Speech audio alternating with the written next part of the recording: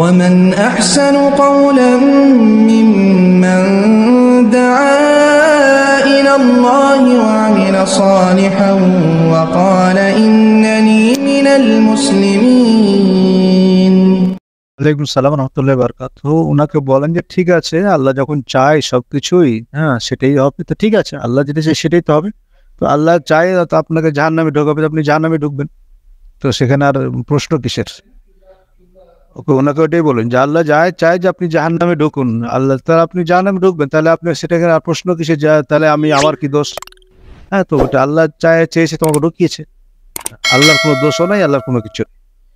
বাস main কথা হলো যে দেখুন, আল্লাহ রব্বুল আলামিন ভালো মন্দ, আল্লাহ তাআলা বলছেন যে তোমাদেরকে আমি ইন্না হাদাইনা উস-সাবিলা, আমি আল্লাহ তাআলা বলছেন যে আমি জ্ঞান দিয়েছি, তোমার ব্রেন দিয়েছি, এই ব্রেনের পরে তোমাকে আমি কোনটা সঠিক কোনটা বেঠিক পথ দেখিয়ে দিয়েছি।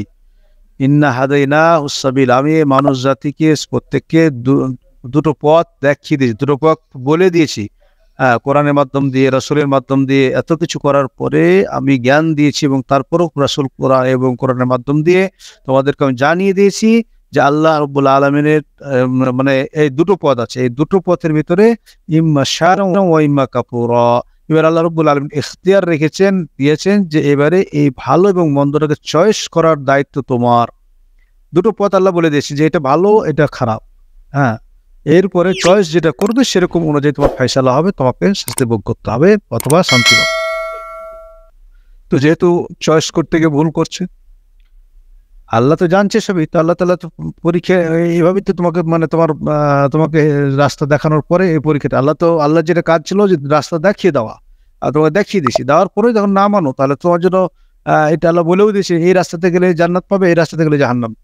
এখন যদি তুমি বলো যে আমি জাহান্নামের পথে বেছে নেবো, তো ঠিক আছে, আল্লাহ তুমি যেটা বেছে নেবে নাও। এই বাছার অধিকারটা মানুষকে আল্লাহ দিয়ে রেখেছে, তো এটা বুঝতে হবে মানুষ।